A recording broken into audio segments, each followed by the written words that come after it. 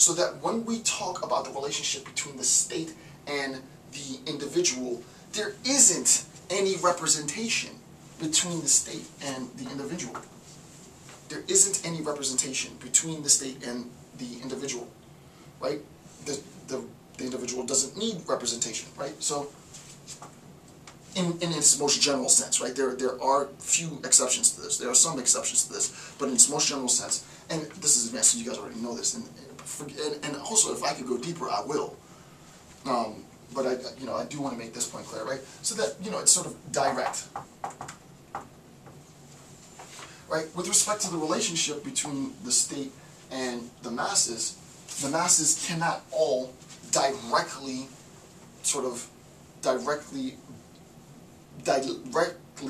express what we'll talk about later, their opinion as public individually.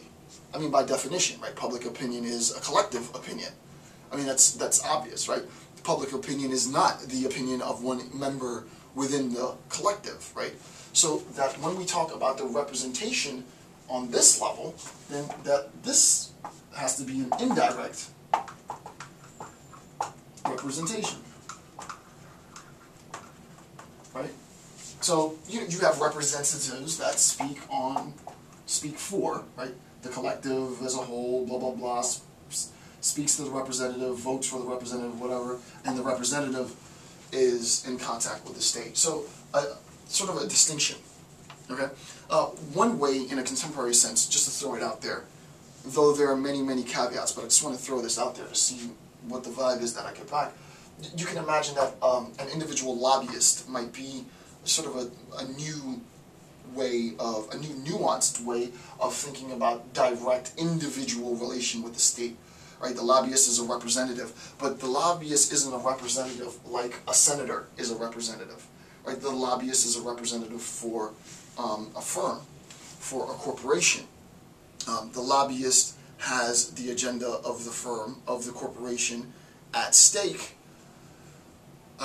And the question then becomes, what really is the distinction between the individual and the mass at that level? It becomes grade, and there is no appropriate answer. People have debated this point to varying degrees for a while, but the idea is there is a sense in which the state is motivated, right? The state, we talked about the complex interest, the state is motivated towards the good. In its simplest forms, I, as an individual, you, as an individual, have a vested interest in, to just keep this really simple at this point, because, and I'm not doing, I know I'm doing advanced, but even this needs to be simplified. The individual, I, you, need to have a vested interest in understanding what the good is for the state. By good, what does the state mean? And I have, as an individual, a vested interest in understanding what that is. The state, however, in the arrow coming back down, in communicating to me what the good is, communicates to a collective. Unless you happen to meet the president or the prime minister or the king or the queen or the clergy or whoever runs your state, unless you happen to meet them directly and pose them the question, hey, where, what's the direction of our nation? Like, where are we going? What's good for us? Unless they directly give you information, the information is almost, there are few exceptions, the information is almost never communicated to the individual. Now think about this. Despite the fact that I, as an individual, need to have a vested interest in understanding the telos of the state cannot, essentially, communicate that goal to an individual.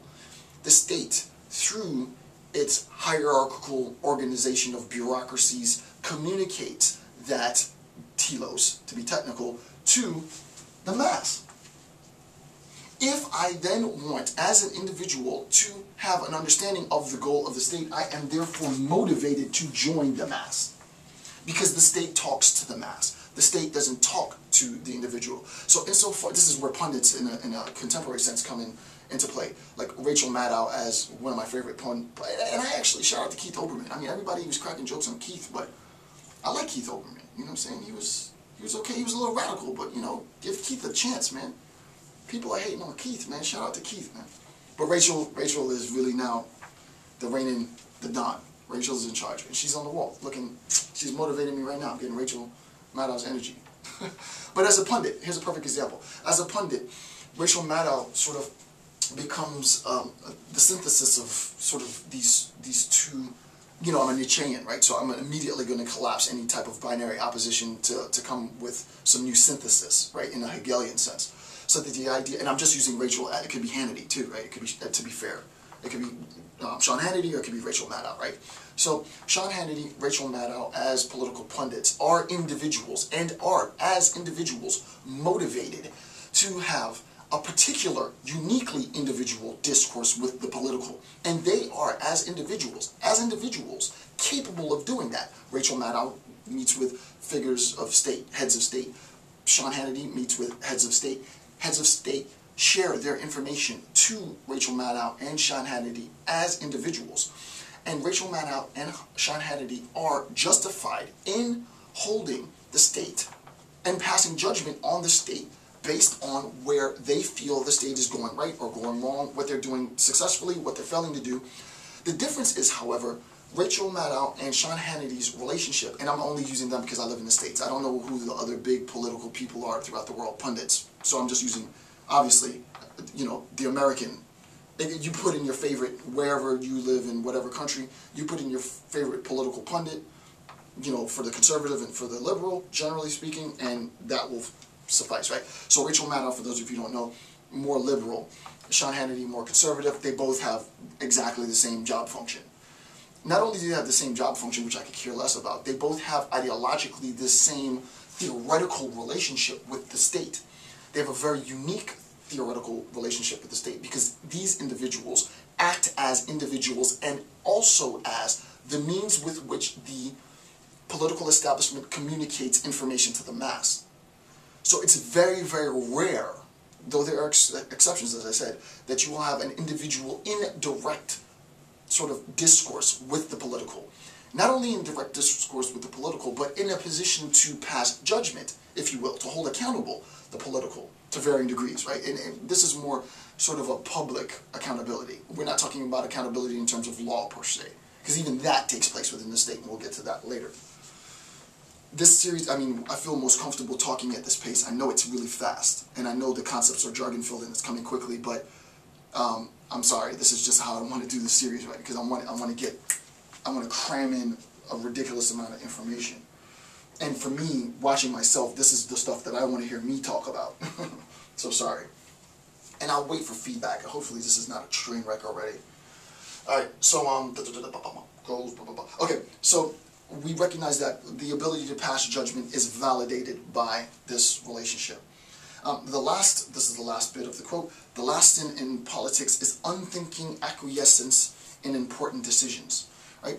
In the state, for those who represent the bureaucracy prima facie, for those who pass law, for those who propose bills, for those who veto bills and such, right? For those who are in a position to systematize the governance, right? Not the government. For those who are in a position, political position, to systematize the governance of the population, what becomes important then is at the point of decision making, we have to assess judgment. It's precisely at this point, on a quick side note, I didn't want to do, and I actually have it, I think I have it here. Yeah, I have it here, but I'm not going to lecture on it. I might do it later. John Rawls's A Theory of Justice, you can see it's all ragged out. I've had this book for years and it's all bled in. But, so it's precisely at this point that Rawls comes into the discussion, right? Even though I know I'm not including Rawls here, this is advanced, so you should understand these concepts. What Rawls does is, at this level, Rawls is saying, listen, at the point of deliberation, when we, those who